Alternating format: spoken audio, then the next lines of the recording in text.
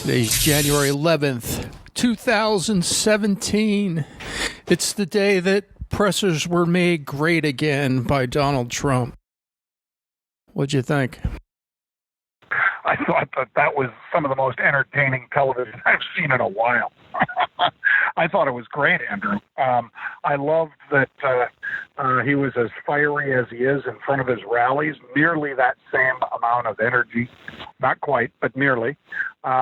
Instead of just a mealy-mouthed presentation by a press secretary or a president, it was, he was fired up. And he was firing at some of the folks that have either run falsehoods about him and the networks that have. And he singled them out, called them out, and said when one of them raised their hand and tried to shout out a question, he said, "I'm not talking to you. You're fake news." I loved it. I know that, and I'm almost starting to feel sorry for the press because they need to change their game. They keep running the same play. Now, you're a football guy. They keep running the same play, and they keep getting sacked. And they have to know that he's not going to. You can say what you want about him. He doesn't care. I mean, you got to get through that whole. We know that the rumors are that somebody peed on his bed and that's his thing. But you also know he's a germaphobe, which he came right out and said. He's not going to play that game. Even if that was his thing, he doesn't care at all. Right. At all. No, I agree. And it's kind of like, hey, we're all human beings. There's failings among everyone. Why is that a failing? Yeah. And not everyone has. Hey, R. Kelly, man. However, R. Kelly set the standard for that. Exactly. But why not wait until you have some real news? Instead, they are all like a bunch of hyenas, just, going after him and trying to believe anything might be true. I mean, if they said that he was practicing voodoo, if somebody said they'd seen him practicing voodoo, somebody, probably BuzzFeed or CNN, would pick up the story and run with it. I know. And then it would be decried, and Americans would once again be saying, well, here's fake news. I was going back and forth, Andrew, with a bunch of people on Twitter that were mostly idiots, and they were saying things like, well, what about all the fake news about Hillary and her emails? And I'm like, those weren't fake. In fact, she has never said those were fake. Never said Podesta's emails were fake. Never said Debbie Wasserman Schultz's emails were fake. Now, who hacked it? Who knows? But they got out there, and people can read them. If you were, I'm sure, a true believer in her, you probably didn't care. It didn't affect you one way or another. To some of the people in the middle, maybe it changed their votes a little. But to believe that and to try and run that meme that there's that somebody hacked the U.S. election, I think she had a lot of enemies. Let's put it that way. And apparently, if you have a password that's as soft as John Podesta's, which was, of course, his password, Andrew, was password. Nah, was it really? I mean, it wasn't like risotto or like I like Italian food. I like to cook or something. Pizza. No, it was password. And they fished it and got it, and who knows who got it. All I know is that, my 12-year-old, or now she's 13, my 13-year-old probably could have fished it and got it from him, apparently. But the issue is fake news itself. Fake news, I'll define that, Andrew, as Benghazi, for instance, and whether or not catalyst for that tragedy was a porn video made by a Coptic Christian? I don't think so. Or the sniper fire? I'd say those were both fake news stories put up by the Secretary of State. Keep in mind that Mr. Trump has never been in elected office before. So anything he says, I still care if he lies, but anything he says, he's doing it as a private citizen until he becomes sworn in next Friday. I know, I can't wait. I'm going. She is the Secretary of State when she's making these ludicrous claims, both of which were decried and both of which were fake news. So anyway, I liked the conference because, like you say, I don't think it gives the press any room to do anything but just grovel because they've been such lapdogs for the sitting president, and they haven't been doing their job for so long. Now they actually have to do their job, and they can't just be out there putting up fake news and seeing if the president-elect will respond to it. No, you missed Obama's. Speaking of him, he was in town yesterday here in Chicago, giving his farewell address, which was interesting.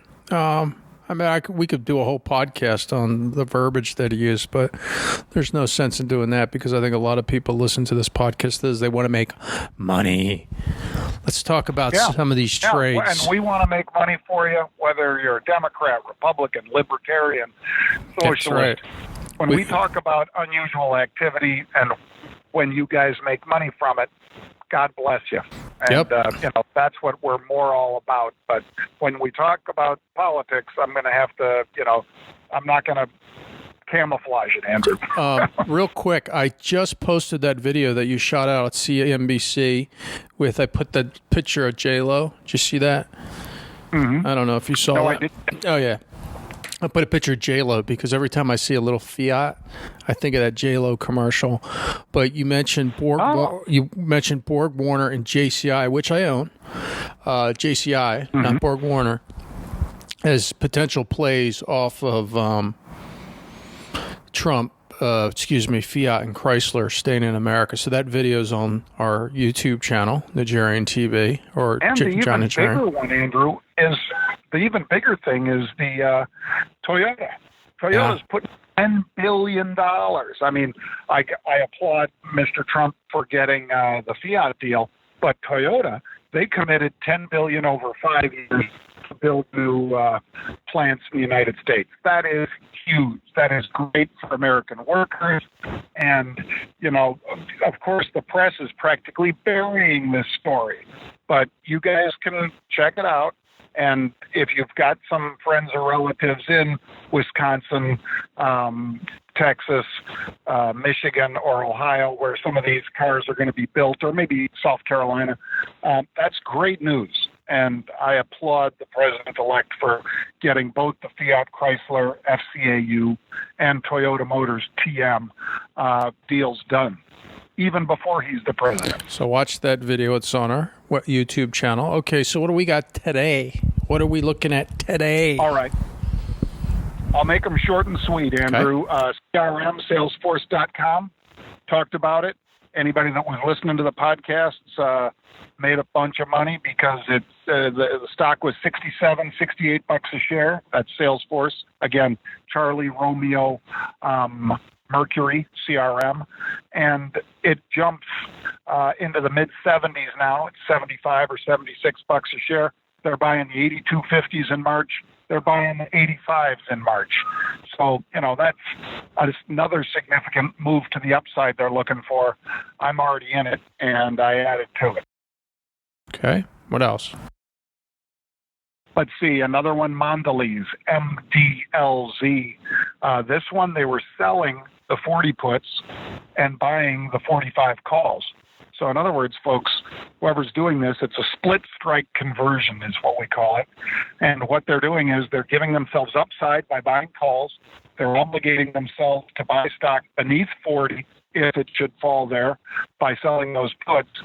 And the net result is that they only put $1.30 instead of whatever, $2 on the table because they paid $2.60, collected $1.30. They still have $1.30 net into the trade. And if it's, moves higher than 44.50 or so where it is now, it's going to be great for anybody who's long that stock along with us. I've liked Mondelez. Hey, by the way, I sent you a text earlier about those VIX trades earlier from our VIX report, which is also up at the YouTube site. Sir. Did you see the that? 100,000 that was bought yesterday? Yeah, they bought another 100,000 today of the 22s. So they put a $3.8 million bet on yesterday, a $3.7 million bet on today. Do the math. That's like right around $8 million. And that's a VIX moving over 100%. Just letting you know, just putting it out there. Yeah.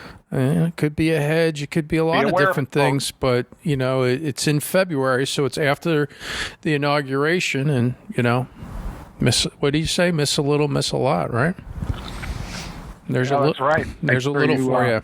Check that one out. All right, so I'll let you go. All right.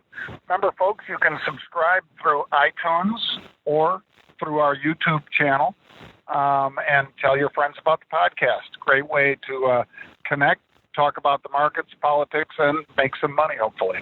All right. Sounds good.